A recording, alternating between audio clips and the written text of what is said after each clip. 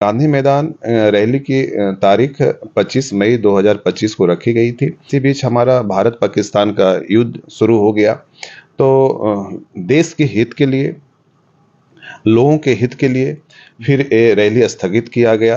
अगली जो डेट है, तारीख है, वो बहुत जल्द हो सकता है कि मैं एक आध हफ्ते में मैं घोषणा करूँ। क्या लक्ष्य है, मैं यही जानने का प्रयास कर रहा हूँ, क्योंकि रैली के बाद क्या होगा, क्या पार्टियां बनेगी, क्योंकि पहले भी कुशवाहा समाज की पार्टी है, आरएलएम कुशवाहा जी ने फिर से बनाई, उपेंद्र कुशवाहा जी ने, तो फिर क्या आप लोग का अगली रणनीति क्या है? जगदेव बाबू का जो नारा था कि जिसकी जितनी संख्या भारी उसकी उतनी हिस्सेदारी, तो हर समाज के लोगों को उसकी आबादी के हिसाब से उसकी राजनीतिक हिस्सेदारी मिलनी चाहिए।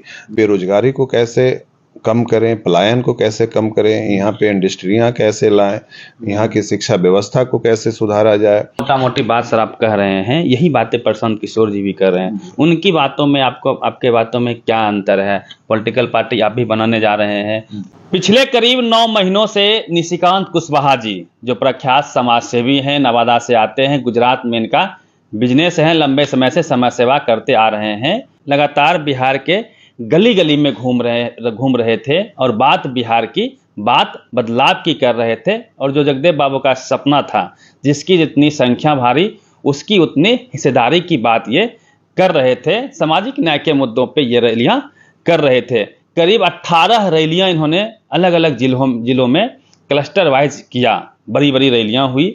उसके बाद 25 मई को एक ऐतिहासिक रैली गांधी मैदान में होने वाली थी, लेकिन उस रैली को पोस्टपोन्ड किया गया है। निशिकांत कुशवाहा जी हमारे साथ में होंगे, बातचीत करेंगे कि अब कब रैली होगी और ये पूरे जो बिहार में घूम रहे हैं किन मकसद को लेके घूम रहे हैं, इसी पे बातचीत करेंगे। सर आपका स्वागत है। जी और आपको भी मैं बहुत बहुत धन्यवाद देता हूँ रवि।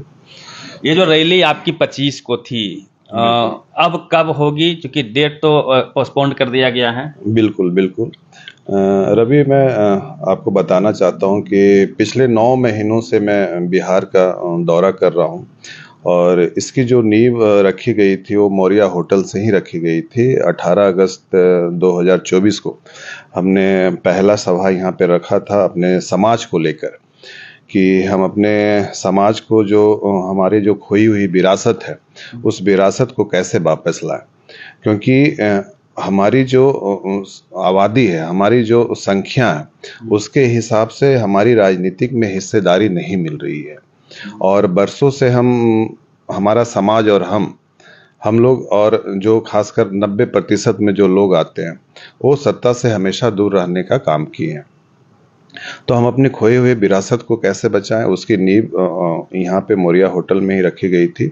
उसके बाद जब सारे बिहार के हर जिले से जब सब लोग, समाज के लोग आए, तो उन्होंने अपना सबने विचार रखा और सबने कहा कि हर जिला में इस तरह का एक सभा होनी चाहिए, दौरा होनी चाहिए।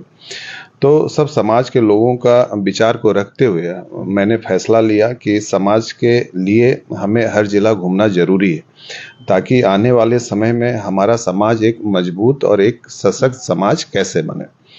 तो नवादा से मैंने जिला संवाद चालू किया और 19 अक्टूबर को पहला रैली मैंने नवादा से शुरू किया, क्योंकि मैं नवादा जिला से आता हूं, तो स्वाभाविक था कि नवादा से शुरू करना था। और जब पहली रैली मैंने नवादा जिला में किया, तो किसी को कोई उम्मीद नहीं था कि इतनी अपार संख्या में लोग मेरी बातों को सुनने आएंगे। और नवादा में एक इतिहास रचने का हमने काम किया कि एक हफ्ता पहले हमने ये फैसला लिया कि हमें रैली करनी है और 30 से 35 हज़ार से ऊपर लोग मेरी बातों को सुनने आए, जो कि उस तरह का रैली आज तक नवादा में हुई नहीं। और बात सिर्फ नवादा की ही नहीं रही, वो नवादा से सिलसिला शुरू हुआ, फिर नवादा से नालंदा